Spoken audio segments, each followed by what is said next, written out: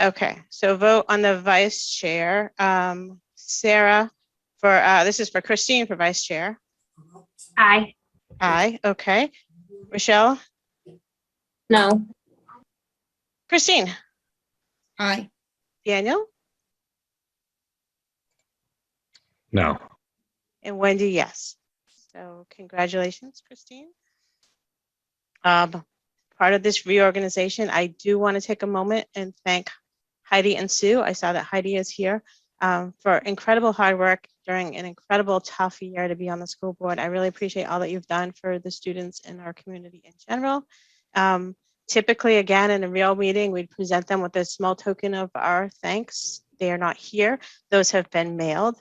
I'm hoping when we get together back in person, we can actually get together and honor some of the work that they've done. Wendy, could I ask a point of clarification? Sure. Since there was a motion for someone different for chair and vice chair, should we still go through a vote, or No, is it because once someone has won, you can't, somebody else can't win. So yeah, so that's, okay. But that's a good turn of order question. Had you not, then we would have gone and done the next one. And if that one had not, then we would have had to start all over again. It's a cyclical thing. But that's a good reminder. So because we have so many new people here, I need to slow down and describe the process, right? Because there's a lot, you know, for if you've sat in and listened to a lot of school board meetings, it seems like there's some weirdness that we kind of know because there's a lot of process and laws and rules and policies. But when you're new to it, on the other side, there's a lot of magic that I'm hoping that we can sort of explain some of that tonight. So reorganization is done. The next point in our agenda is amendments to the agenda. Does anyone have any amendments? Would this be a point where if there's something for the minutes? Not yet. No, okay. That'll during minutes. And so Oh, that's for 5. I Okay. do have an additional resignation. Okay. So under personnel. Yep. Is that going to be non-public? Nope, that's the under number 10. Yep. Okay, so yeah, okay. Resignation number 2. Gotcha. I also have an amendment. I'd like to talk about moving to in-person. Okay, so we have the school in person under new business. Are you talking about the school board in person? Yes, school board. Okay, sure. I'll add that to new business. Okay, anyone else? Great. Okay, so now we are up to the period of time that is public comment. So we will have 2 of these in the school board meeting, one at the start of the event and one at the end. There's a policy that talks about all the rules, but basically public comments twice. You wish to speak, you will pick the little raise hand and then we'll recognize you and give you a chance to talk. If it's not about something on the agenda, we may not comment on it. Please be nice. And yeah, that's about the summary of it. So the policy, if you go to the Weare School Board under Community School Board, you'll find a section on policies. So this policy is BEDH if you need to educate yourself a bit more on that. So we're public. I am going to open up participants. Let's see. Don't see hands. So if you don't know how to find your hands, if you have the new Zoom, it's under reactions on the bottom, and then there's a raise hand. If you have the old Zoom, if you click on participants, you'll see something that says raise hands, but I don't see any. So good. All right. Next we'll do is we need to approve the minutes. So for Sarah and Daniel, you can abstain if you weren't at that meeting. So I will take a motion to accept the minutes, and then we can talk about what we need to change on them. So do I have a motion? I'll make a motion to accept the minutes. Thank you, Rochelle. Do I have a second? I'll second, Christine. That's Christine seconded. Okay, so do we have any changes for the February 3rd school board meeting? Yes, I don't think all the communications were included. It's referenced at the end that we had board discussion in regards to deliberative session. And I had brought up about all but one of the emails that I received were for postponing deliberative. And it was brought up that not all of them were that. And I had asked for them to be included in the minutes. And I don't see any in here other than the one. I put out multiple calls to have all the minutes forwarded to Katie, and she included everything we received. So Okay. the only thing we can include in the minutes are what we get. Okay, since it was mentioned during the meeting that there were other emails, I'd like to encourage people who got other emails to please send them to Jackie or Katie so that we can have them as record, please. Okay, anyone else for February 3rd? All right, how about the school board meeting, February 17th? I'll move to accept those minutes on this February 17th. Oh, I thought we approved all to do the discussion, but. Oh, I thought we're doing one at a time. Okay. Oh, no, I was just asking if there's any Oh. amendments or changes, but I appreciate the intent. Okay, how about any changes to the deliberative session minutes? No? All right, so this is going to be an interesting thing. Maybe we need to split out the 3rd, because for the 17th school board meeting, the only person present was Christine, right? Because I wasn't there, Rochelle wasn't there, Daniel and Sarah weren't So, there. yeah. So 17 present board members, yes, I was the only one there. Okay, I'm going to abstain on everything on the 17th because I wasn't there. I'll vote to accept Okay. as written. Okay, Rochelle, are you were there for the deliberative session and the 3rd, right? Yeah. And so would you approve those and abstain on the meeting? Yes. Okay, that makes sense. And making this really difficult for Katie. I'll give you notes afterwards. As a point of clarification, the deliberative session does not need board approval. Okay, That good. is the- Oh, right, it says no board action. Thank Yeah. you. Okay, good. Just the school board meetings. Good. All right, so communications, none? Right? Do we have any communications? You do. I did not receive any, but just as a process piece, any board communications you receive with your, please use your SAU 24 email. That is the email that is up on the website. And there's lots of reasons that's a good practice. But all of those, when you get a communication in your role as board member, those should be included, and we can put those in the minutes. And so you could send them to Katie Sear, or you can send them to me and I'll make sure they get to Katie. Great. Anyone else have communications? No? All right, so we have a couple groups that are going to come speak before the board. One that I'm super, super excited about is the MICVA challenge speeches. So we had our middle school, well, and I'm guessing, do we have our teacher here? Or Holly is here. is here. Okay, I'm going to let Holly do this, but I was a judge and I was blown away about the incredible speech writers and presenters that we have in the middle school. You should be very proud. So go ahead, Holly. Unmute. Hi there. Let's see if I can start my video and not be glitchy. Hi, everybody. I tell you what an exciting the challenge that we participated in this year was brand new. We have administrators to thank for getting us involved in. But the MICVA challenge is essentially an organization that was brought forth by MICVA, who had been a senator, and he died in 2016.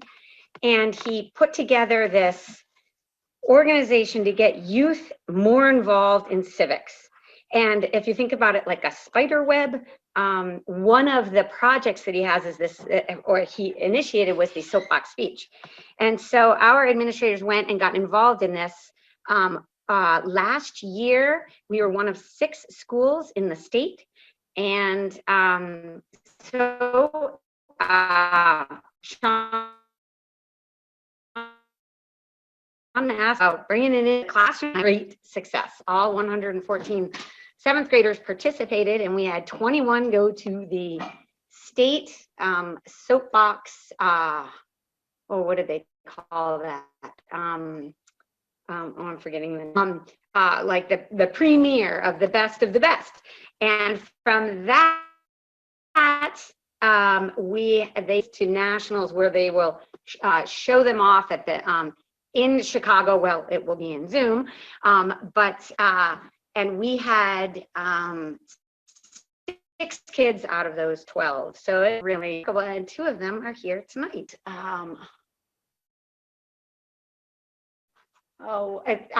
Tyler Andrews. Is Tyler here? I didn't see him on the list.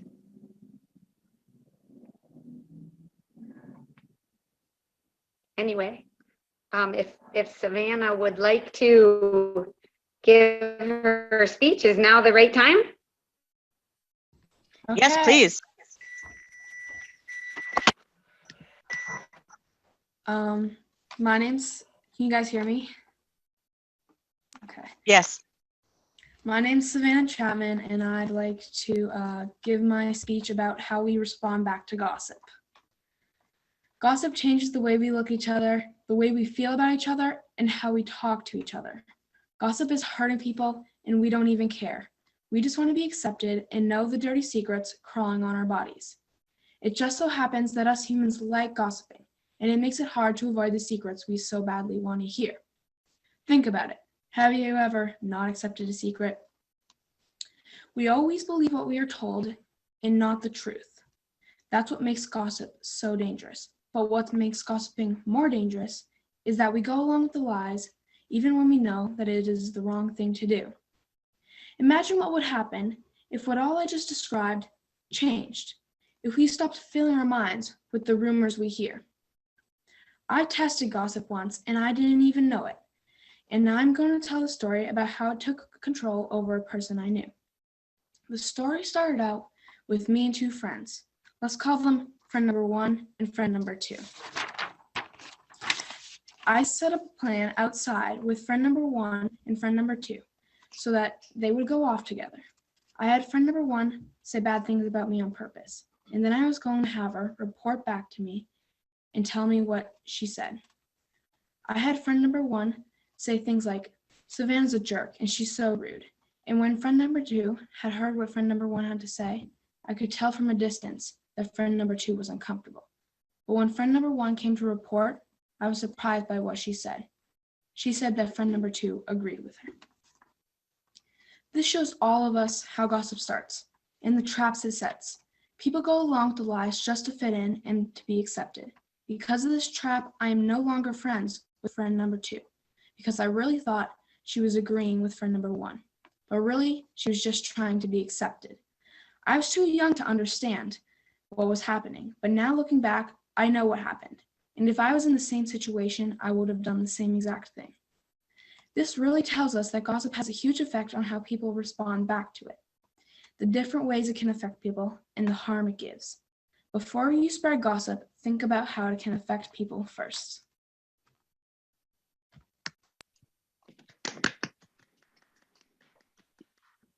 Great job, Savannah. Thank you. Now, Holly, did Tyler show up? I don't know. His mom had said that they were planning on it. But That's okay. You know what? He can come next time too. Savannah, that was really okay. good. Thank you so much. And thank you Thank for you. all that you've done. Any questions or comments from the board? It was very interesting. I wanted to highlight in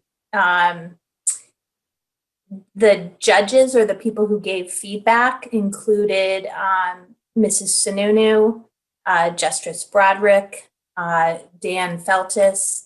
And so, some interesting people were involved and took their time out and listened to all these speeches. And it really was a great way to give a soapbox to young people to see and to listen to what they had. And they really did listen to what they had to say. I was impressed by that. I'd like to commend Savannah. That's a risky topic that you took. And the reflection at the end was very, very strong. That's, I think, how you looked back at how you would have reacted now or back then is a big takeaway for me. So thank you for including that part. Thank you. Excellent. Thank you, guys. All right, so the other person that may be here, is anyone here from the PTO?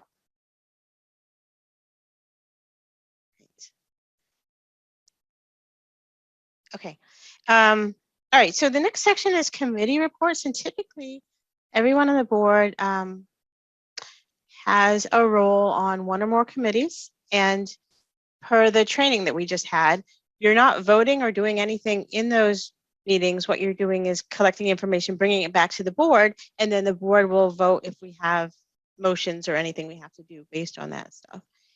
So because this is a new board, we will sort of dole out the committee assignments.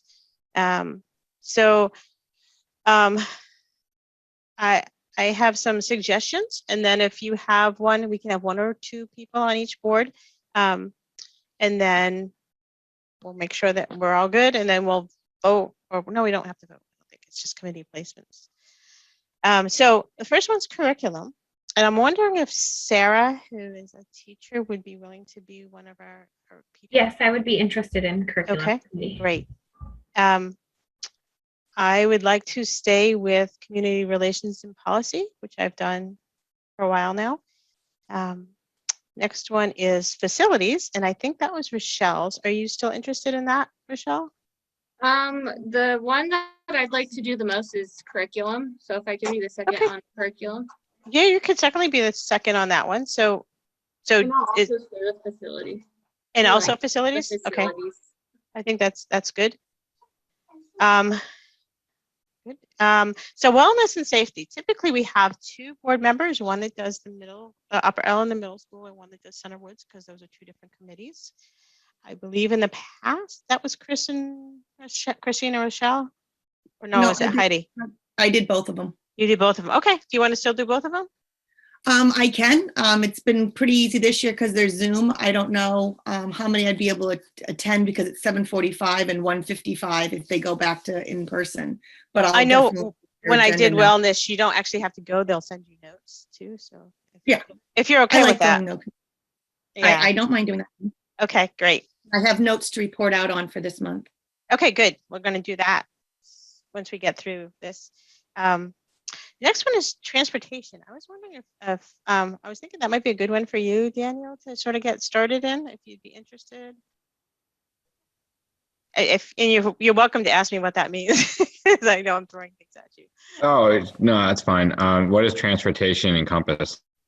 Sure. So basically, it involves requests from the public if they say, could we have a new school, a new stop, or there's an issue with transportation. It's pretty small. I think, Chris, you can talk to what that was like last year. Last year I was on the No, I was sorry. I was talking about Chris Roy. Oh, I know. I just Oh, you wanted can. to add Sure, that last year I was on the transportation and I never heard from anybody. I didn't even know who did it. So that's good. We were pretty smooth. Yeah, to that point, I also have it, and I wasn't here last year for it, so. Okay, so pretty much it was one of the things that your predecessor would do, the negotiating with the transportation company, and then if there were issues or concerns that came from the public, then then you would work with whoever member on the board for those concerns. I think probably last year was an unusual year because for a lot of reasons, transportation was kind of weird. Go ahead, One Jen. interesting thing that it has been on the board agenda for a future agenda item that got sidetracked because of COVID is a transportation study. And so, before COVID, there was a call to look at some of the bus stops. And so it is possible that once we get back on our feet and start operating as normal, that we should dedicate some time to do a transportation bus stop study. But it is an ad hoc, as needed committee. It's not, some of these are monthly, and we can tell you now when all the meetings would be. This is when issues come up. Yeah, okay. And Rochelle, I know you were on this last year. Do you want to try again and see if we get connections, or will those curriculum and facilities keep you busy? I don't care to be on transportation again. Okay. Okay, great. Daniel, if you need a backup person, we can get you a backup person. No But it's problem. good to have one If it primary. gets too busy, I will totally help you. Great. Yeah. Thanks. So the last two committees, negotiations this year is going to be tough. We're going to have a teacher's contract and we're going to have a para contract. So we're going to need 2 school board reps for the para and 2 for the teachers. What I'd like to do though is wait to figure out who's going to do what, because we're already throwing so much at you and we don't really need this one until maybe May. So maybe in the next meeting we'll talk about how we want to break that up. But that's a big one. That's a huge commitment. The negotiations is meetings with our with the union reps for each one of those. There's several conversations where we work through the contract. So when we get to the fall, those are going to be pretty time consuming, just heads up. The other one that I don't want to do quite right now, if that's okay, is the kindergarten, because we're going to talk about what we want to do with kindergarten in new business. And based on what we decide, then you'll know what you're sort of signing up for. So I just want to hold that one till later in the meeting, if that's okay. Did I miss who's on policy committee? Oh, that's me. Oh. Sorry, I jumped through. I said policy and community relations. So I've done those in the past, and they kind of go with the chair role. They're public meetings though. I can let you know when they are if you want to come. They're usually during the day, but absolutely. Is there anyone who I didn't list on something that you want to be a part of so we can get you put on a mailing list? Very good. Okay. So to Christine's point, typically this is a point in the meeting where we report back on something. So Sarah, I'm not going to ask you to report on the curriculum committee because you just did that. You just joined. Jackie, I think you're about to have a curriculum meeting? No. Natasha could probably, I'm not sure when they're. So we just had a curriculum meeting. It was not well attended because we were in this transition between boards. So we basically tabled the agenda to next month. Okay, great. And you can get Sarah added to your list of, okay, great. Thank you. Absolutely. Community relations was basically about getting the message out about the budget, which great job, that passed. Right now we've been talking about how we communicate the John Stark budget, because so for most of these committees, they're the whole SAU. So I am going, even though our budget's done, but I'm going to work with Henniker and Stark about their future work. Other than that, not much. Policy, we have policies later in this meeting, and I will go super slow because there's a lot of like nuanced pieces there. And some of these policies, Jackie's going to remind me, because some of these policies we worked on in October, but we tabled all of the policies during the budget season because budget takes over the world.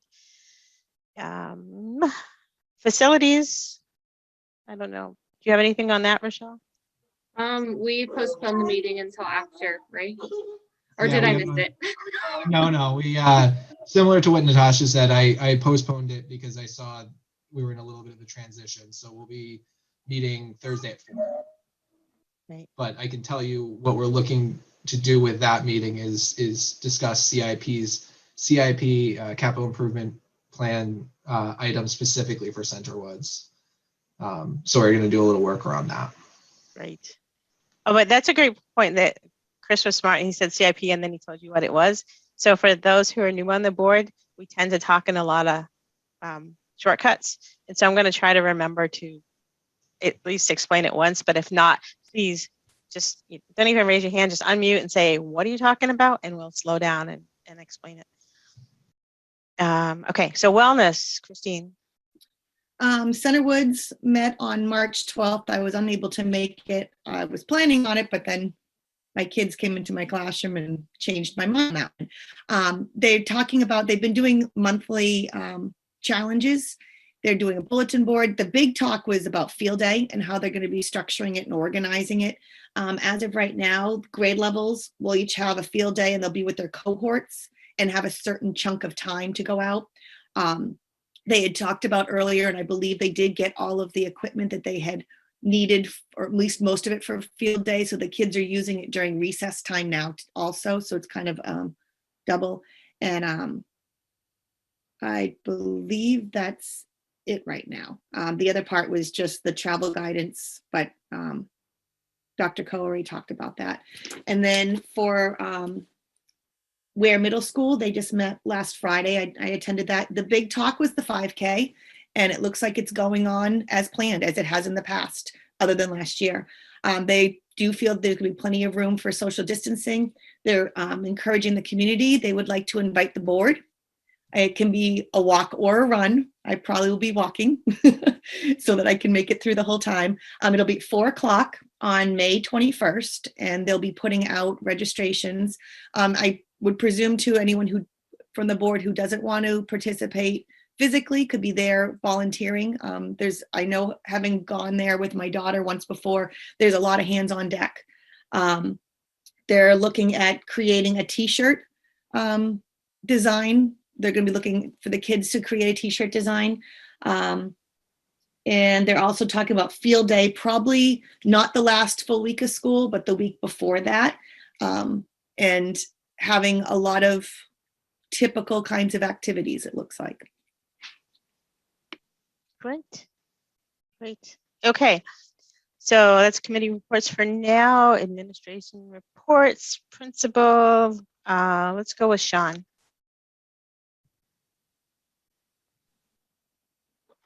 Hello, it's really as written and reported and presented, unless you have any questions for me, board. I just have a comment. I was really excited to see all the spring activities that you're talking about with the report, with the field trips and the dances. And so I think that's great that that's part of the conversation. We are looking at ways to continue any PPE requirements. So we're being very creative in our planning. The day-long extended day field trips for our 8th graders would mostly be outdoor types activities. Looking at a potential of doing the promotion dance under a tent, again, so that we can offer these, but continue to honor any PPE requirements. So we know our kids are also healthy and safe, but having fun. I have a comment, but it's for both you and Jess. So I guess I could do it now. Thank you. I understand that through very short notice, y'all organized and got a big chunk of our teachers vaccinated on a Sunday, which was not our choice, in Steeplegate, which wasn't necessarily our choice, with Johnson & Johnson, which wasn't necessarily our choice, but you made it happen. And as a result, we can talk about when we're going to come back, which is huge. I do know it was late Monday morning, early Monday morning, when we realized that there was a lot of people having a reaction. We all scrambled, and the alternative was to call school out right before school started, when people were already getting the kids ready, and you managed to make school happen. And that meant, I know Jess was teaching. I know lots of people that weren't usually subs were subs, and you made it happen. And I'm just so proud of you guys. So thank you. I'll second that. With that said, Jess, you want to give us your report? Sure. So my report looks very different than how I usually submit reports. I wanted to talk a little bit about our teachers' greatest accomplishments. So our professional development in our monthly faculty meetings has been focused on universal design for learning, what we call UDL. And what UDL is it's basically a framework or a guide that optimizes teaching and learning. And it's based on research and how students learn. Essentially, it's basically a way of planning and teaching where educators can provide multiple means of engagement, representation, action, and expression. And it builds expert learners because students are engaged and empowered in their lessons. So at our faculty meetings, we've been focusing on one aspect, which is student choice. All of our faculty meetings have modeled that concept. And at our February faculty meeting, we had educators choose whether they wanted to read an article, watch a YouTube video, listen to a podcast, whatever, all on the topic of teacher reflection. They learned from a variety of resources the impact of reflection has on teaching and learning. So then the teachers chose how they would reflect on that. And so they had a menu of choices, and those were if they wanted to talk to a colleague, review a plan book lessons, look at student work, whatever they wanted to do to engage in reflection in an effort to identify one of their own greatest accomplishments of this year. So then the teachers had the option of how they would present their greatest achievement. So essentially they could do it any way they wanted, as long as it could be shared with you. And so some chose to write a poem. They did, a teacher wrote a video, did a video. Many chose to write a paragraph, some took pictures. And so all of their greatest accomplishments are included in my board report. And in this meeting, the educators, in this last meeting in February, the educators had a multiple choices of all that would meet the same goal. And that was to learn why reflection is important, reflect on their practices, and then share their greatest accomplishments with you.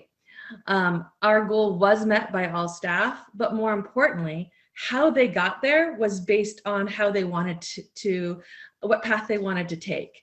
So they presented their knowledge in multiple ways, which is empowering them to have choice in their learning and in their representation, which is exactly what we want for our students. So not only was this exercise about reflection and UDL best practices and about student choice, it was also an opportunity to communicate a message with the board and the community. Educators have been under a microscope for many decisions that have been out of their control. So it's important we flip that script and share what they have control over, and that is providing so many opportunities for students. I know that what I'm sharing is over 15 pages, but it is really worthy of a full read. And so that's my board report today. Thank you. Questions or comments for Jess? I have a comment. I read through those and I was in awe. First of all, to have the time for everybody to take that time to reflect. But I noticed 3 common threads was that this year was new, even for people who had 29 years experience. It was challenging, but the way it was written about as being challenging was not in a negative. It was in pushing themselves to try something new. And also the sense of community that you have created at Center Woods Elementary and that all the staff has. You know, I know that Jackie's mentioned, I think she's used the analogy of a plane, kind of flying the plane and building it as you go. And it's a lot easier when you have so many people holding the different parts and putting them in at the same time. And I think the success of our kids is because of the amazing community you have. So thank you for sharing all of those thoughts, but also thank you so much for the work.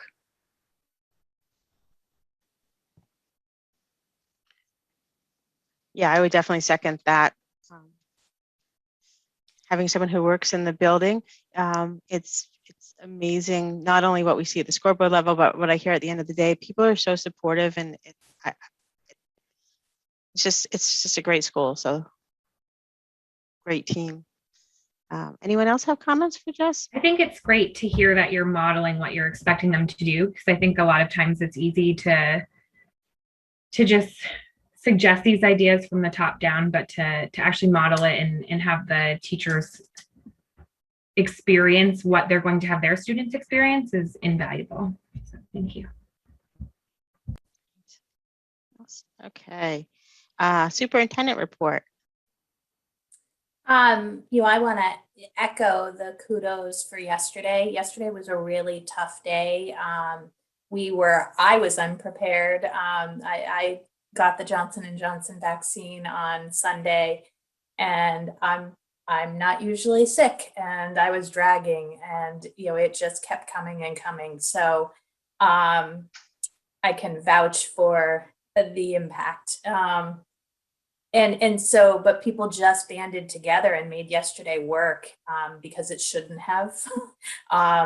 So we weren't willing to make a 6:30, 7 o'clock call. And so that's why I made the decision last night to shift to remote for today, because we were still worried about a bunch of people and didn't want to have that stress for everyone in the morning.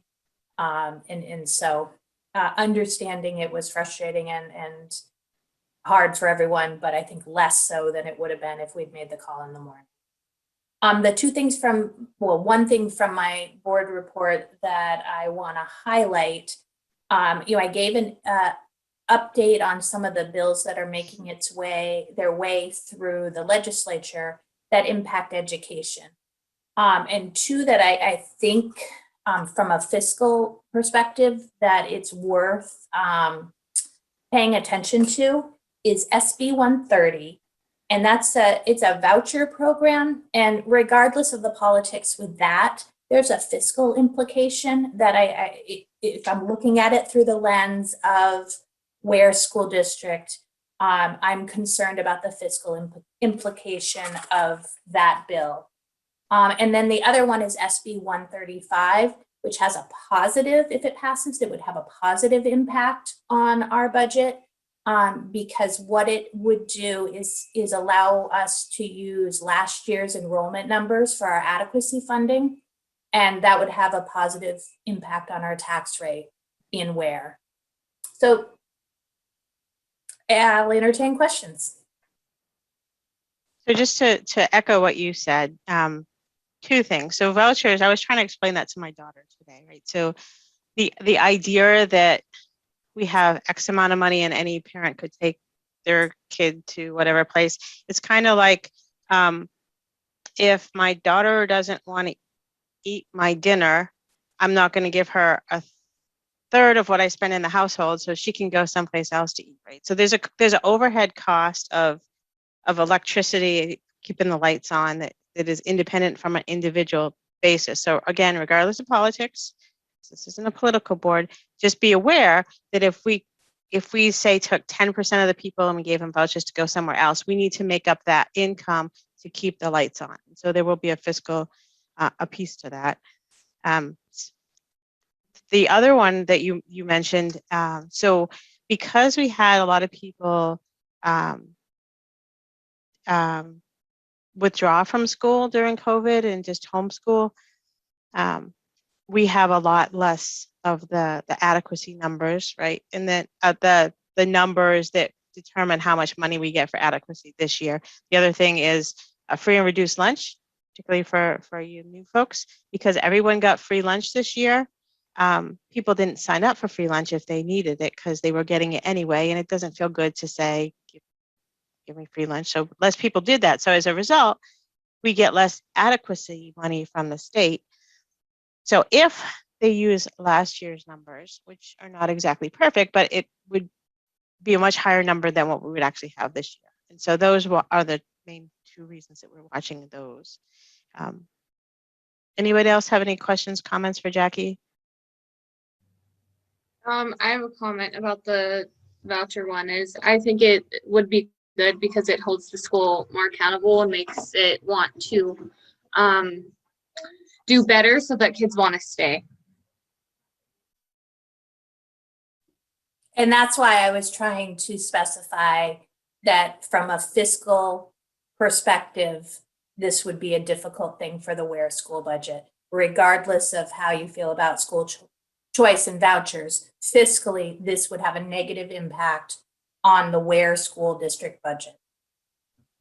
Right, because from what I understand, if there were just say 2 students from a classroom that decided to use the voucher program, the district would lose funding for those 2 students, but that would not be enough to say decrease the cost of, we would still need to employ the same number of teachers. So we would still need to, as Wendy said, have the lights on the same amount. We would still need to have the same resources. So we would just strictly be losing that funding from those couple of students and be required then to do the same amount of work with less, making us less competitive with those other options. Is from what is it, I understanding that correctly, fiscally?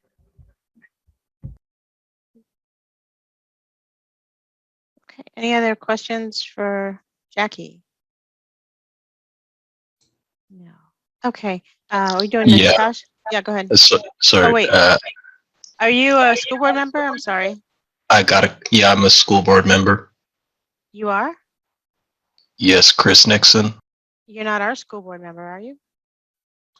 I am. I've been a member for about 2 years. I'm sorry, were you elected? I'm sorry, I'm just. Okay. Sorry, could you say that again, please? So to be a school board member, you were elected by the town of Weare? I don't think you were. I don't recognize the name.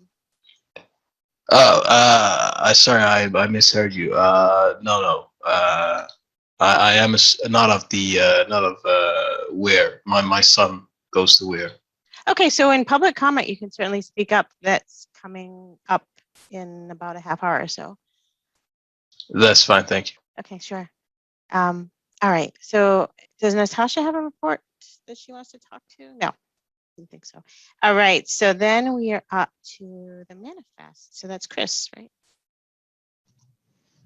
All right, so the manifests, those are, those will be circulating through the digital signature platform that we will be using. So that will kind of revolve around the conversation that we have in new business.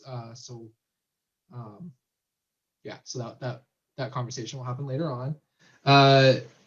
Report of appropriations, the MS-22, I believe that might already be circulating, or we're going to release it after this meeting. So that is what that is we're reporting to the DRA what our approved appropriations are after the vote in this month. And it's broken down by the appropriations that were elementary level, the appropriations that are middle school level, and then obviously this is not a school board that has high school level expenses. And so what you'll find in your board drive, is a breakdown of exactly what the budget looks like in our system, our accounting system.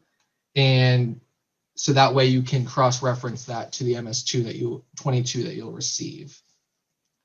I can take a pause there to ask for any questions before I move on to the reconciliation. Yeah. I'm sorry. Are you? This is just.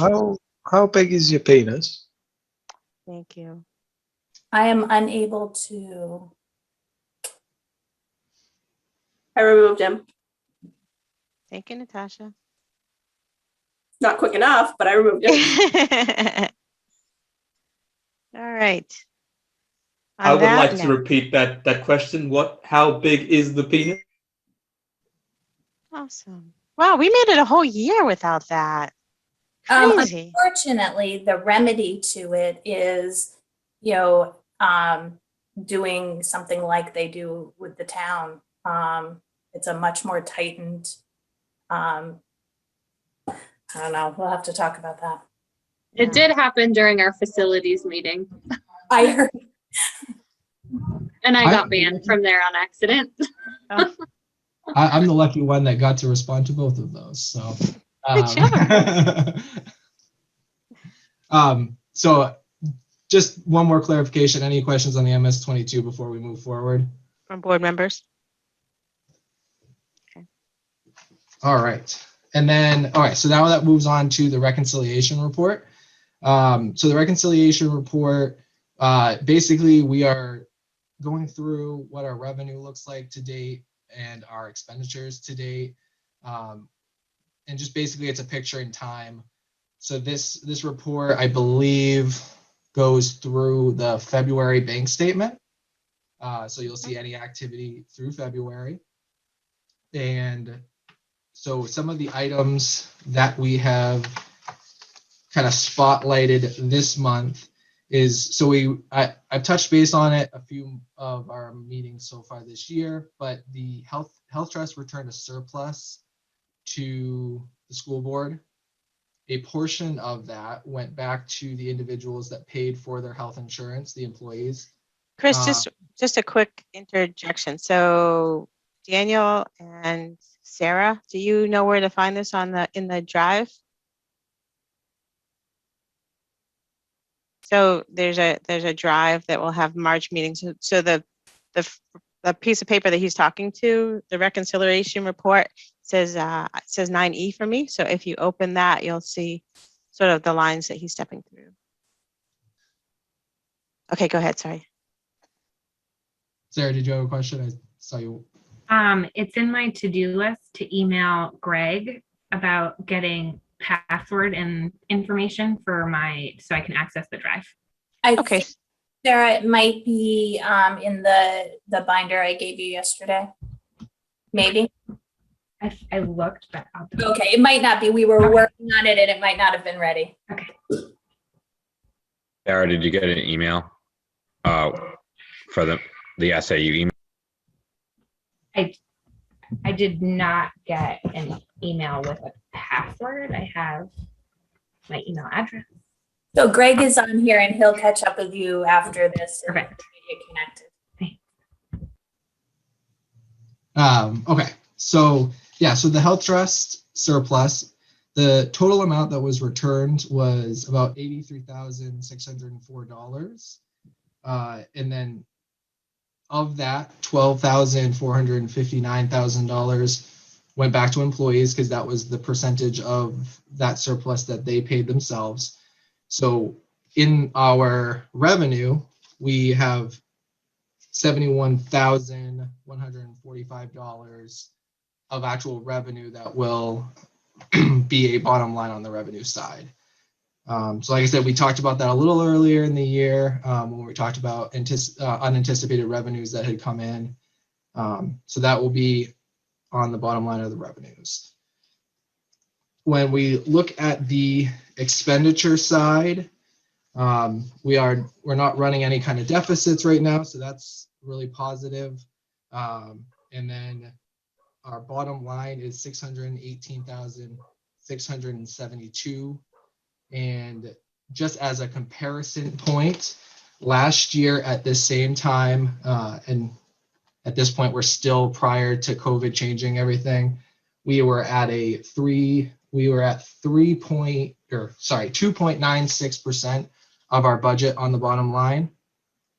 Currently, we have 3.84% of our budget on the bottom line. And so that is the reconciliation for this month. Do we have questions for Chris about reconciliation?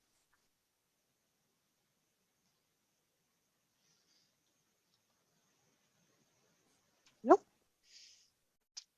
All right, so under personnel, we have staff nominations that we're doing non-public, right? And then we have 2 resignations. Yes. Do you have Alex Crocker's, Alex Duhamel's and Morgan Ziftek? And that letter is also in the drive, her letter.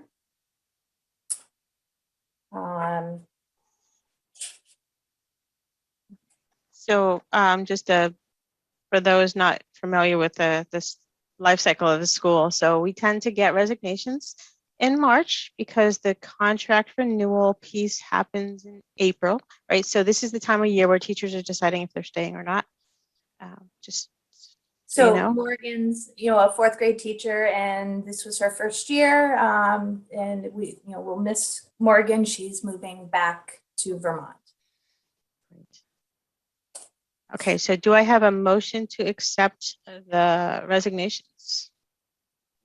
I'll make that motion. Thank you, Rochelle. Do I have a second? I'll second, Christine. Christine seconded. Okay, any discussion? Okay, so roll call vote to accept with regrets the resignations. Rochelle? Yes. Christine? Yes. Daniel? Sarah? Yes. And Wendy, yes. Okay. Policies. All right, so I'm going to go a little slow because there's a lot that happens in policies. As you heard from the training, there's a ton of policies that are federally and state mandated. Sometimes those policies come in and they replace existing ones. Sometimes they come in and are brand new. We get sample policies from NHSBA, and then we work through the policy committee, which has representation from each of the boards in the SAU. And then we come up with what looks reasonable. The good thing about our policy committee is we have a lawyer on there, so we're able to do some lawyer proofing before it comes here. But all I'm doing is presenting it to the board. Y'all can, accept it. You can tell me to go back and make more changes. Typically, you would have reviewed this in your packet. I talked to them, which I'll do in a second, and then we'd vote to approve the changes. Because we have two brand new people, though, the other option is we do a first reading where we read it as a group, and then we do a second reading and we vote on it in the following month. So what I'm recommending tonight is that we just do the first reading so that you have an opportunity to sort of get familiar with the process, read it offline, and think about any questions or concerns, right? So that's my suggestion. So the first policy we want to talk about adopting is called ADC, Prohibitions Regarding Use and Possession. This is a state mandated required policy, right, Jackie? So typically what happens is there'll be some legislative action at the state level, and they'll come down and say, you need to have this within a month, or you need to have. And so this one came down. I don't think we had the deadline, but basically what it does is it replaces two policies we had before, GBED and JICG. And it basically defines the same things that you would always say, that we don't want drugs and alcohol in our school, but they've modernized it to talk about e-cigarettes, e-liquid, liquid nicotine, and so on. Okay, so that will be the first one that we can read through now or offline, but basically it's no student can attempt to purchase or possess any tobacco product. No employee will use tobacco product devices, e-cigarette, liquids, or nicotine on a facility. Just so you know, we've already been at tobacco-free schools, so this isn't a new change or requirement to teachers. It's just modernizing the language. And then no visitor, contractor, vendor, or other member of the public can use tobacco on our property. And then the superintendent will have rules and procedures to make that happen. That is ADC. Don't think I need a motion because we're just doing a first read. The second one, DAF, is also a mandated policy, right? Jackie, remind me. Yes. Federally mandated. Federally mandated, thank you. For us to receive use the grants and receive. Right, so if we want money from the feds, we need this policy. And so it basically talks to the provisions for getting awards from the budget, allowability, cash management, procurement, conflict of interest, travel reimbursement. I will point out at the end of this one, all of our policies, you'll see legal references. And so there's a lot of legal references in the CFR, it's the regulations that sort of pertain to this. So that will be the second new one I'd like to adopt next month. The other thing that we tend to do is readopt our policies, right? So we have a lot of policies. We have a ton of policies. I know Daniel said he's read most of them. But they get stale. So we try to go through iteratively and look at all our policies and make sure that they are up to date. So the two that I'll be asking to readopt next month are ACE, which is non-discrimination on the basis of handicap or disability.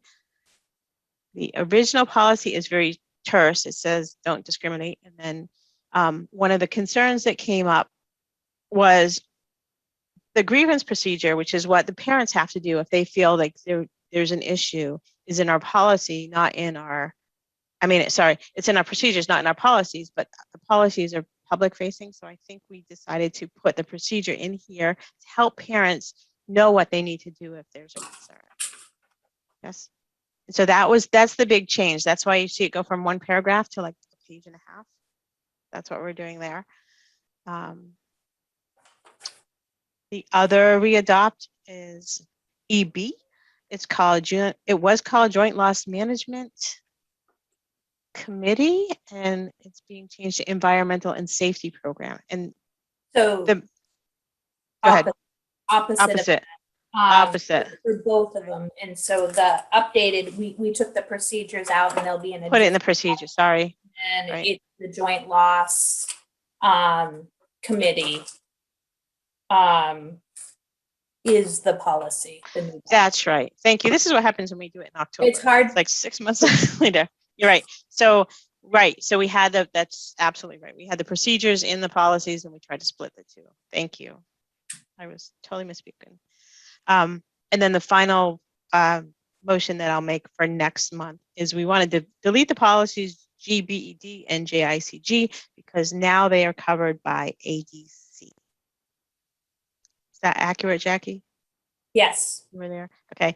All right. So that's, you have in the drive, you have the new one. On the website, you have the old one. You can sort of compare and contrast, and we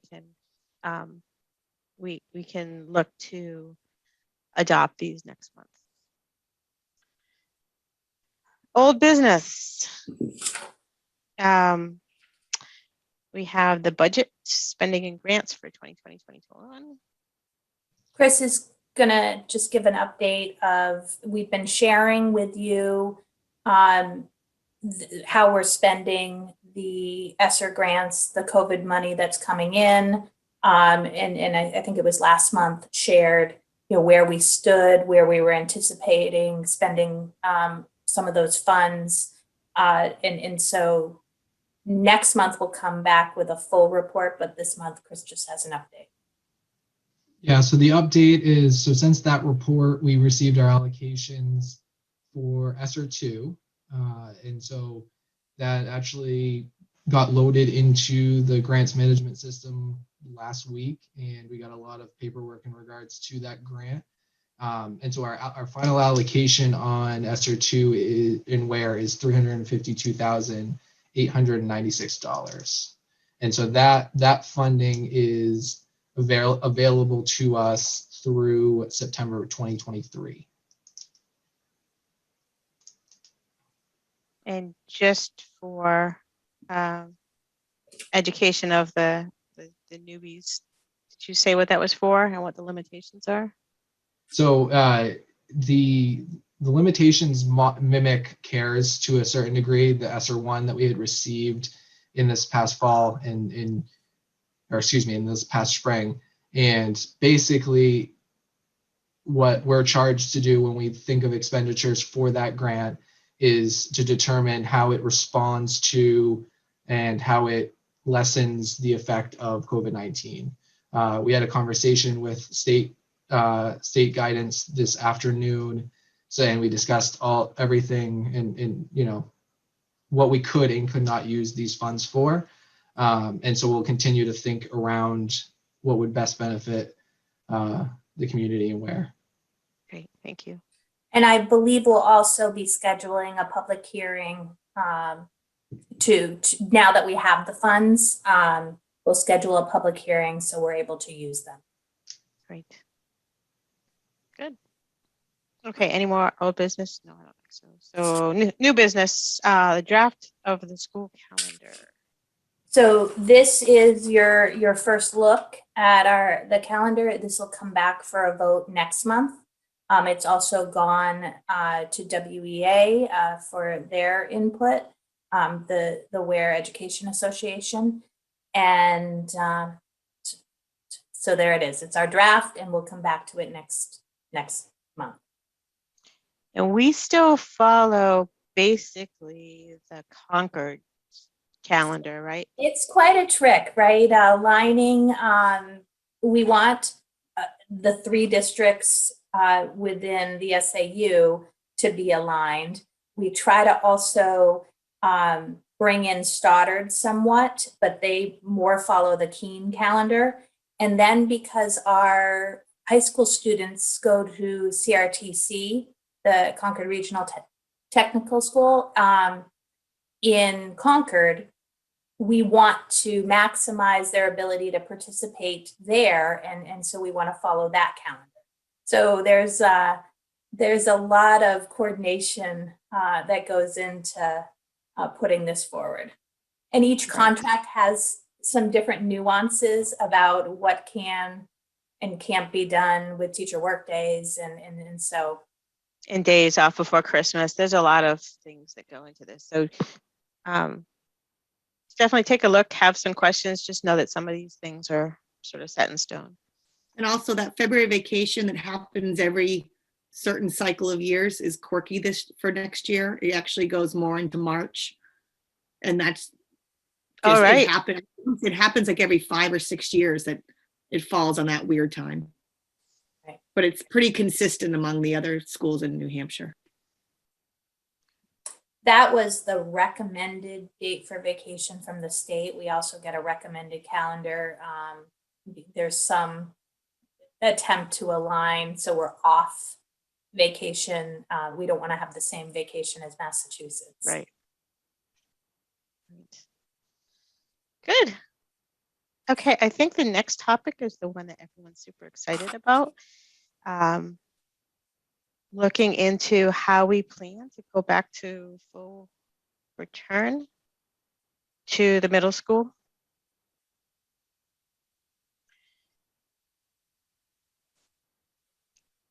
Yes. This so you're was waiting? a requested item on the. Yeah. So I think, Christine, did you want to talk to this? I'm interested in investigating this because of a couple things. We're lucky enough now that the teachers were able to have the opportunity last weekend, I believe this weekend, if I'm incorrect, to be able to get vaccinated if they wanted to, and they're able to. So that gives them that a little bit more confidence. Also, I want to make sure that the kids get their rigor back. Having only 2 days a week in the classroom, I think it would be really good to get their rigor back, get them back in with their friends so that we can establish what the school year will hopefully look like in the fall, so that we will end the school year with less trepidation than we had last year. This summer was full of a lot of stress for a lot of people because none of us knew what it could look like, let alone what it was going to look like. So my hope is that we can try to fine tune now so that the fall would be smoother. Right. And with that, I agree, right? I have a daughter who should be in school more. But I also understand that there's a ton of moving parts around this. We've got contracts with the unions, Yeah. We've got transportation, we've got all those other things. So so we can't just tonight say, just make it so, right? So No. I think what we could do is probably make a motion to and ask Jackie to come up with a plan or enact the plan, or How does Jackie feel about going back to school? There are a lot of moving parts. So I knew this was coming, and I started to It's also what the John Stark board charged us with, is looking at what it would take. You know, the fact that vaccinations have begun, I think everyone's feeling a lot better.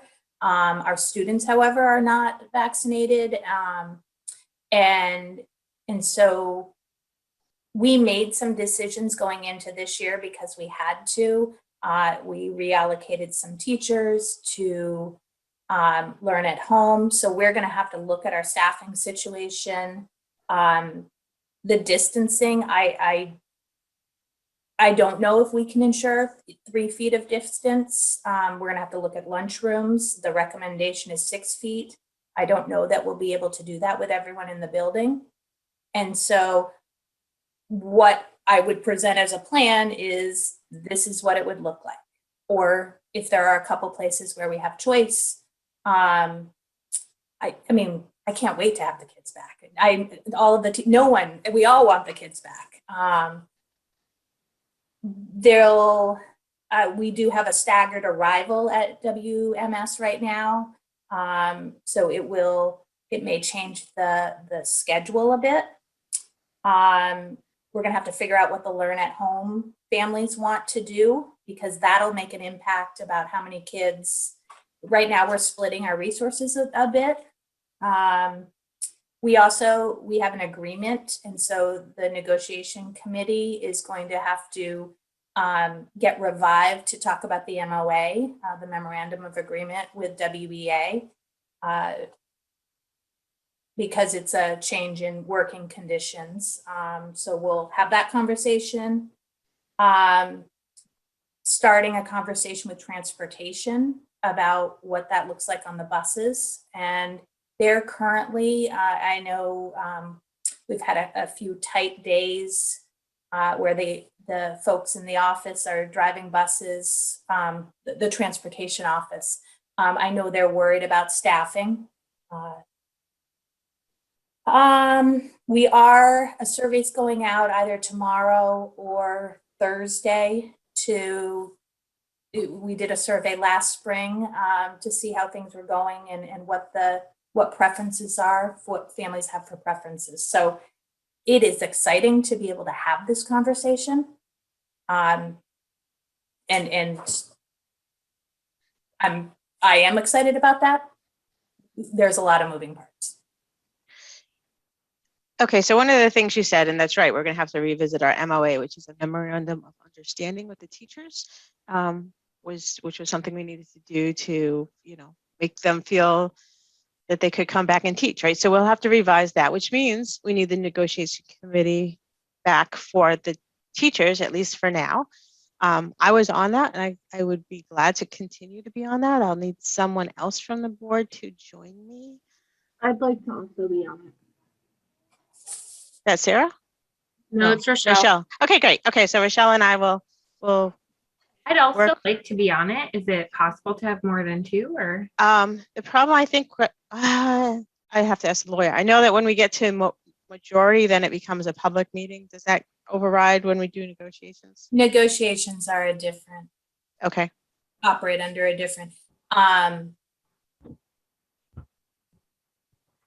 So this would be, you're talking about this specifically for the MOA? Specifically for the MOA, yeah.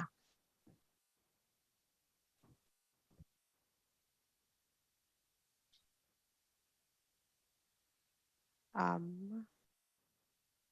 So about this? There are 3 people who would be available, and we can figure out when we talk to WEA about what works. That would be great. And the only reason that I'm like putting my hand in is I negotiated the first MOA, so I just figure for consistency's sake, let's just keep that going to get through this year.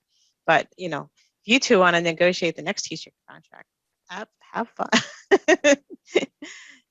Okay, good. Any other questions about logistics? Do you need a motion that we charge you with that? Yes, please. Okay. Do I have a motion to charge Jackie with? Christine's already got her hand up. What do you? I'd like to put more on your plate, Jackie. I'd like to make a motion to charge you with looking into returning grades 6th through 8th before the end of the school year. Okay. And so you're looking for me to Your timeline? a plan Hmm? back? Yeah, I'd like to, if you could have a conversation with Sean and with the administrators and see what it will take to get them back. And Okay. then propose during the April board meeting? Yeah, if we could, would it be possible to propose at our April meeting? Okay. Do I have a second? I'll second. Okay, great, Rochelle. Do we have any more conversation? Okay, so roll call vote to charge Jackie to come up with a plan to come back to school for those middle school kids. Christine, Yes. Sarah, Yes. Rochelle, Yes. Daniel, Yes. and Wendy, yes. Great. That's exciting. It's hard to believe it's been a year. And it's also hard to believe it's been only a year, but okay, so all day kindergarten. So just for the new folks, we had a very active committee over the last couple of years that looked into what it would take for all day kindergarten. There was a couple legislative things that happened last year. One is we're now mandated to bus kindergarten kids. And so we had to add in an extra run in the middle of the day. And because Weare is so spread out, you can't just have one bus to drop all these kiddos off. We ended up having multiple small buses. So it was very costly. So fiscally, and in the kindergarten committee can come back and give those details. It's a slim margin of money to get to all day kindergarten. That said, the big piece that the reason we put it off for a year is we have to have a formal plan. And we had, Heidi's here, we had really great detailed options, but we didn't center on one and focus on one. So our hope was that if we choose to move forward with this, someone is going to take the plan. Do we put the preschool at John Stark? Do we move some people to the middle school? Have a single plan with great details and a budget so that we can then present that to the voters. But tonight, I guess the question is, do we want to, knowing that this is a goal in our 2020-21 plan, do we want to have a committee to look into the strategy to bring full day kindergarten to voters?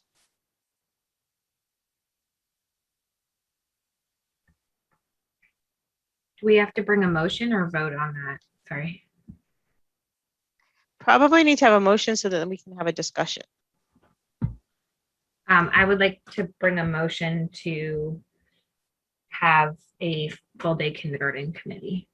Okay, do I have a second? I'll second, Christine. Okay, Christine. Okay, now we can have discussion. So people's thoughts. I just want to bring up something we mentioned last year. Was putting the preschool in the high school as like the early childhood education. I just love that idea. Yeah, For moving them. I do too. I love it as a parent of a high school kid too, that she'd have that opportunity.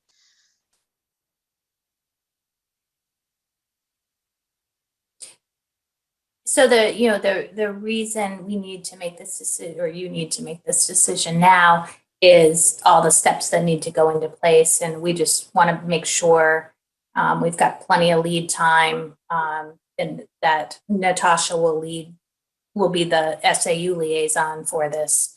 But we want to do it justice, and I think we'd want to have a plan ready by the end of the summer. I agree. Yep.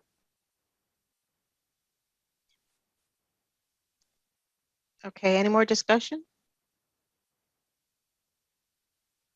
Okay, so we have a motion to form a committee to work through the logistics of all-day kindergarten.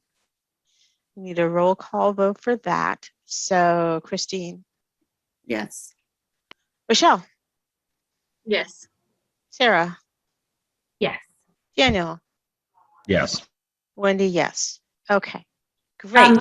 further, can I just ask for Yeah, further? yeah, yeah. And so in the past, it was a committee that had community representation. Correct. Would you like us to model it under like that again? Yeah, so that was my next step. So I had skipped the committee member for that because I didn't know if we were actually going to do it. So my next stage is somebody who wants to sort of champion that. And then I would strongly recommend, one, reaching out to Heidi because she knows how it's done. and then there's certainly parents that were active in this process and community members that were active that we need to sort of pull them back together.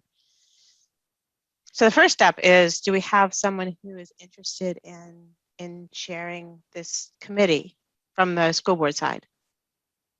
I'd be happy to do it. Great. I'll Okay, drop so the negotiations part and add the kindergarten. okay.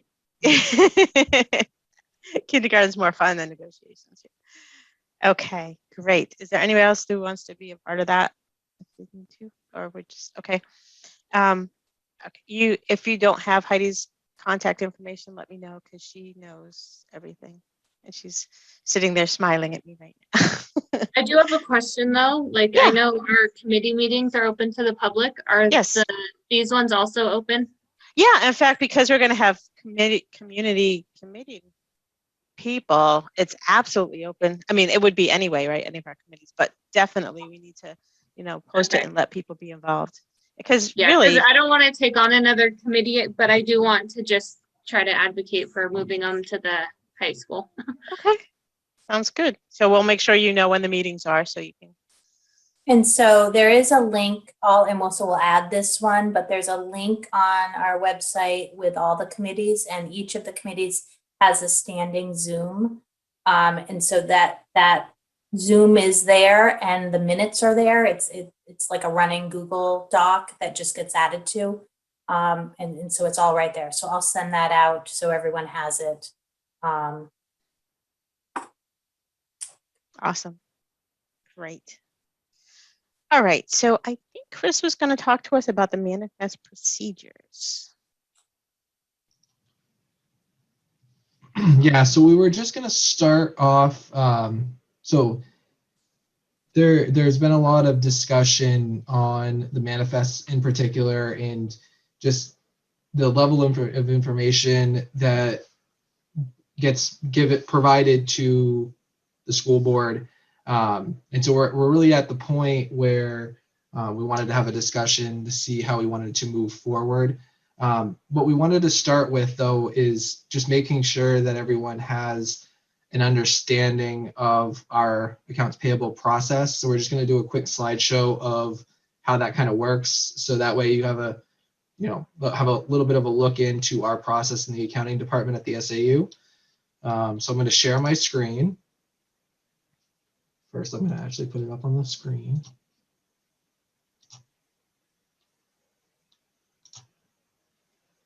All right, am I sharing the right thing? You are. Perfect. All right, so our accounts payable process at the SAU, and then therefore for the Weare School District. So in our first step, we follow the policy of DJE to ensure that we follow the procurement policy. So administrators have the authority to purchase goods and services for a value up to $20,000. Contracts are executed as appropriate to this policy. From there, we create a purchase order. Purchase orders can happen in a variety of different ways. SAU accounts payable staff will create requisitions for any executed contracts. Schools submit a requisition for any building level purchases. For those purchases, approvals are required by the business manager, so myself, and the superintendent, so Dr. Ko. And then depending on the accounting line that we're making the purchase from, additional approvals can be required from the principals of the buildings, the assistant superintendent, and then the director of student services. Purchase orders are sent to the vendors and we receive supplies or services under our agreement. Then we receive the invoice and they are reviewed by the appropriate staff. So for instance, if a purchase is made of items that from the school, that invoice will travel from the school, get appropriate approval from the principal, then it'll travel to the SAU, and we'll go ahead and create a check from that. Utilities and other monthly contracted costs are paid based on approved agreements. SAU accounts payable staff will create the payment. I kind of said that already, and will develop the manifest for board approval. Manifests are supplied to the business manager to be transmitted to the board. Oh, and administrative assistant to the superintendent to be transmitted to the board. So Irene at the SAU office will send that through the digital signature program. Step 6, this is where you all come in. You would review and sign the manifests. We had a discussion about this in our previous meeting in the training, but that's where the school board comes in. And until step 6 is completed, we cannot do step 7. Step 7 is we mail the checks to our vendors. So that is our review of our process. And so like one thing that we just wanted to reiterate is, you know, our vendors, which a lot of the time might be local Weare businesses, they're not going to get our payment until we get that process moved forward. So we wanted to open this discussion to the board and see how everyone felt about it. And so that I'll turn it back over to Wendy, unless Jackie has anything. No, Jackie. Oh, I'm looking at Jackie. Like, so typically, and also we just did a bunch of training about what our oversight with the manifest. We have an audit every year that goes through and does that single line things. I believe that Chris or Jackie were talking about making a folder available for school Right. board. We are open to whatever process. We just have to have a process that Right. can move along so that we can pay what we need to pay. We have a folder of the invoices if you want to dig in at that level that we have at the SAU that you're welcome to come look at you know, within the week of when the manifest has to be signed. To dig into that level. The things would have to redact are anything that's privacy related. And you know, as Will said and Chris said, there are a number of things that we pay that are contractual, and we've gone through that procurement process. And so, and then also anything related to the CBA, you've approved us paying somebody a certain amount through that process. Their actual paycheck is private because it includes information about their health benefits and health payments, and that's not something that we're allowed to release. Right. I think, and stepping back from how I was trained, I think that the main thing is that the main oversight we're doing is making sure that you're not spending above what the voters approved in any particular section, right? And that we're not costing things against sections that they're not supposed to be in, right? So, so typically what I do is I go through the manifest at the very bottom. So you might not see this when you first look. You'll see a high level manifest and then you see all the detailed individual items below. So go to the bottom. There's a ton of information about what that is. I typically will have questions, and because I'm a people person, I guess I typically, this is the wrong person, but I go to Meredith and say, what does this mean? Probably should be Chris, what does this mean? And have that conversation and make sure that it sounds right. If people feel more comfortable actually seeing the actual receipts, it sounds like we can go to we can come to the SAU and look at them. So what are people thinking about how they want to tackle this process? I personally would like to see the receipts, because like when I see, 2163 at Country Three Corners from, this staff member, I'm like, that doesn't really help me. What did they buy? And so seeing the receipts would be good. And another thing that I had an issue with was that there's so many different Zoom accounts for different people. And I had mentioned that to Chris before, and he said he was going to look into it and was wondering also if we could just do one for the school or what, because it wasn't like a cheap amount for each one. And I just feel like there was probably a cheaper way.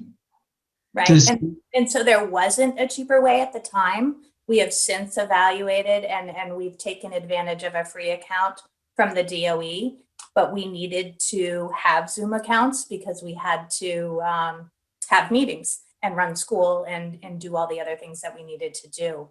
And so I think some of that comes to your evaluation of me. If we're mismanaging and you think we're mismanaging, you give that direction to me. We still have to pay the bill that was assigned. We already incurred that debt. And so that should reflect in my evaluation.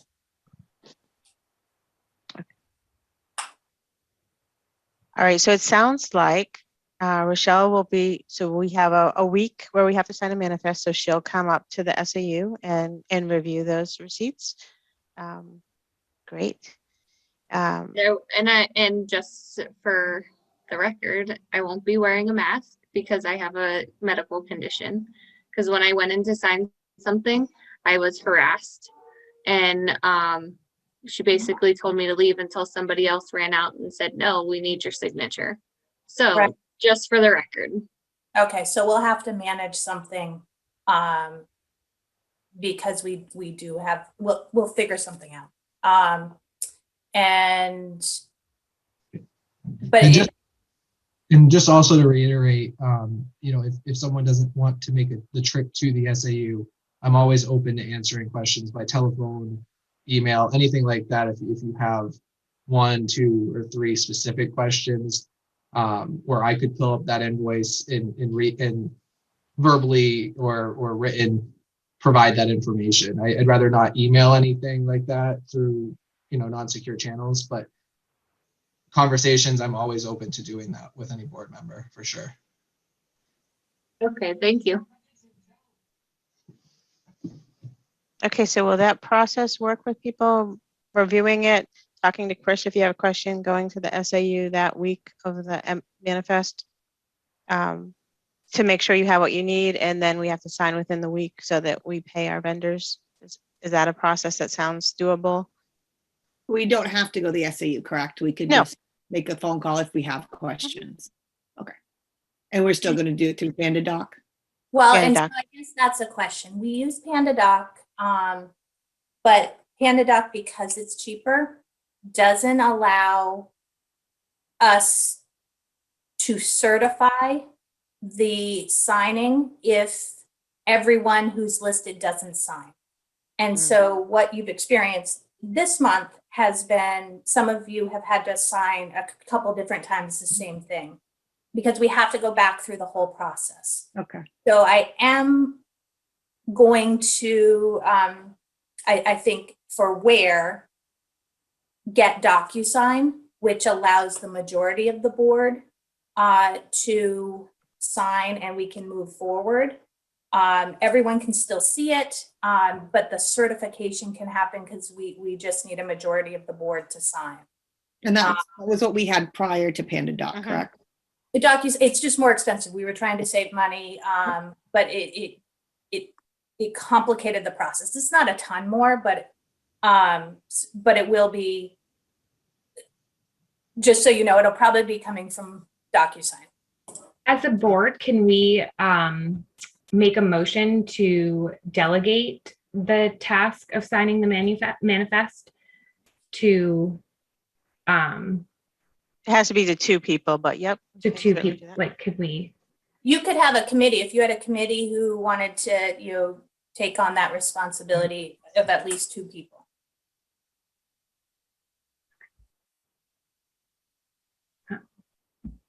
Can I make the motion to Sure, create a manifest committee? sure.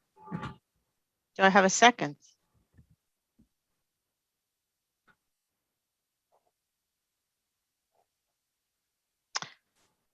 Okay, we don't have one at this point. I think it's a great idea, and I think, you know, we might get back to it, but I think not today. Okay, so, but the majority, so that's 3 people need to have signed off. Ideally, all of us, because we're all charged with.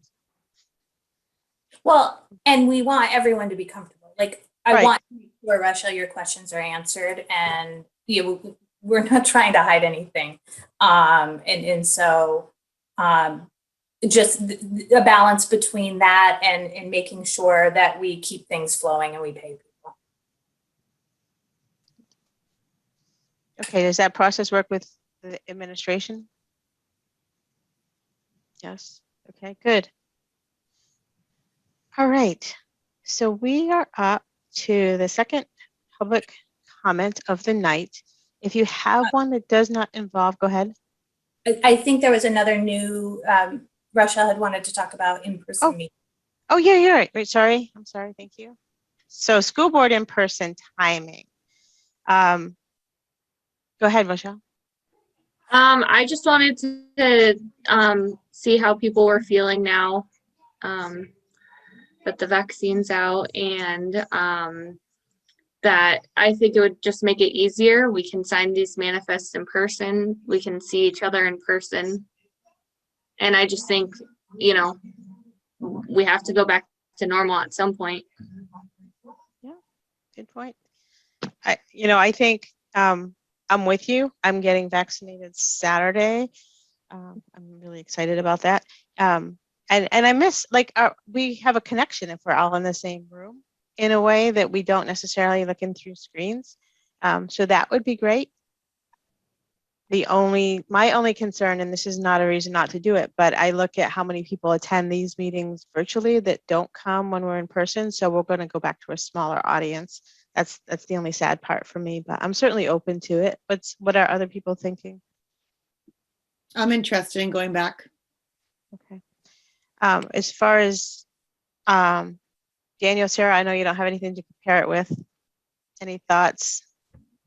Is there a way that we could still have like a live stream so that people could participate? Because I know the teachers, and there's still going to be a large portion of the population that won't be vaccinated yet. And so I would still like for them to be able to participate via Zoom. So maybe we could think about that. But I am in favor of meeting in person as well.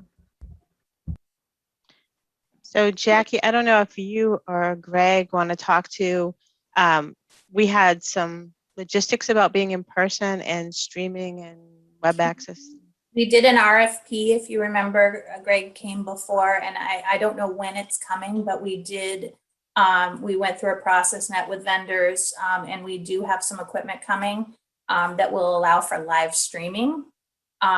What I'm unclear, what's trickier is the still being on Zoom and being able to have participation at the same time. I mean, people would be able to email. They could watch live like they could on the public access channel before. And then, but this would be able to stream to YouTube or somewhere more web-based. What's trickier is that interaction, how to facilitate that. So I wonder, could I make a motion? I'll make a motion that we charge the superintendent with working through those logistics and letting us know in April, maybe with a goal of being back for our May meeting in person. Would that, do I have a second for that? I'll second, Christine. Okay. Any discussion about that timeline or?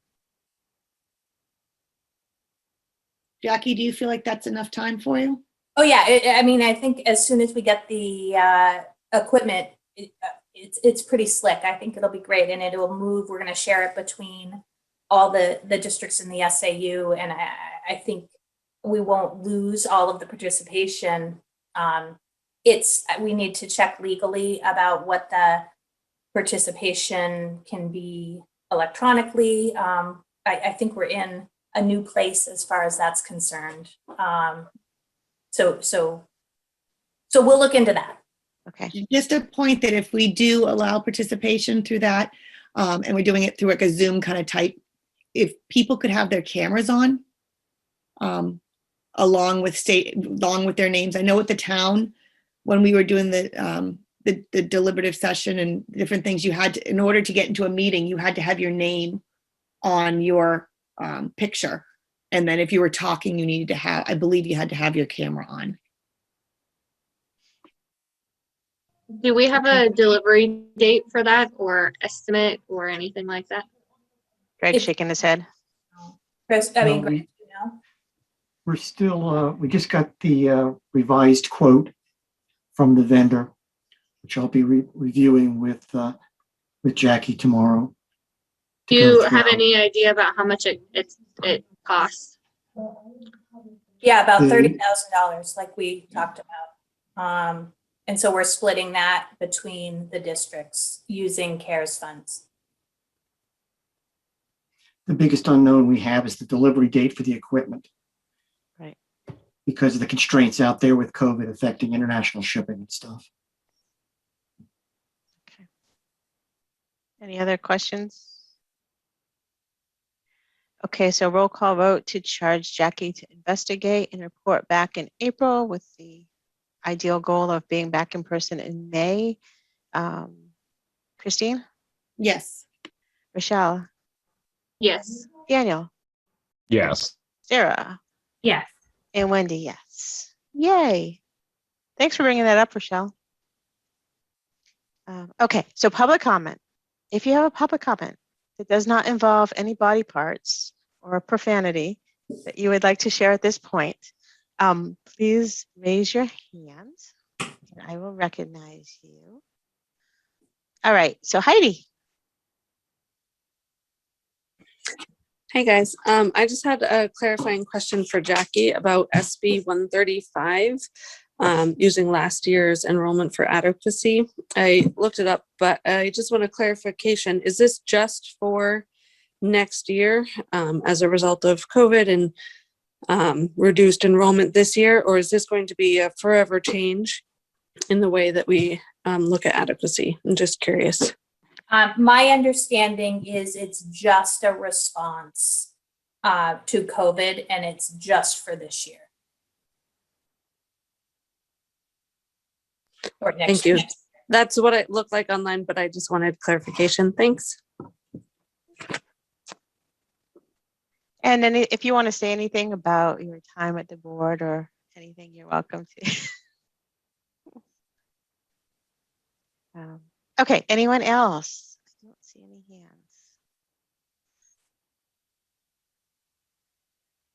Okay, so we're up to the agenda item for school board member reports or proposals for future agendas. So if there's something you'd like to see on a future agenda, this would be the time to sort of speak up. The things we currently have, as Jackie pointed out, was the transportation study. We want to analyze our copier usage and see if we can reduce that. So that's also on there. The other thing that seems to have fallen off is we want to look at the leasing options. I think we had some more questions around the tech plan leasing laptops. I want to get that back on. Anything else?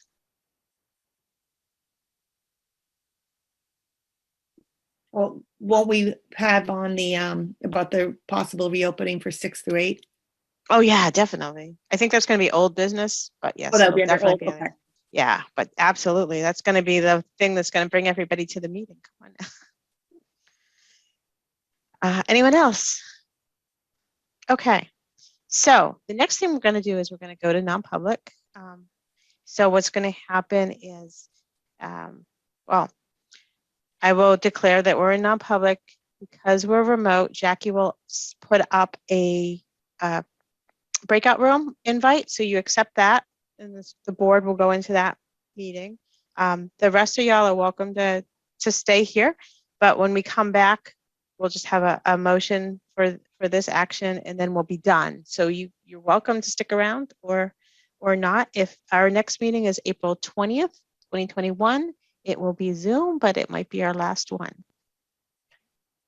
So for a non-public session, RSA 91-A:3 sub 2 sub C, we need an individual roll call vote to go into non-public. So Christine, Yes. Rochelle, Yes. Sarah, Yes. Daniel, Yeah. and Wendy, yes.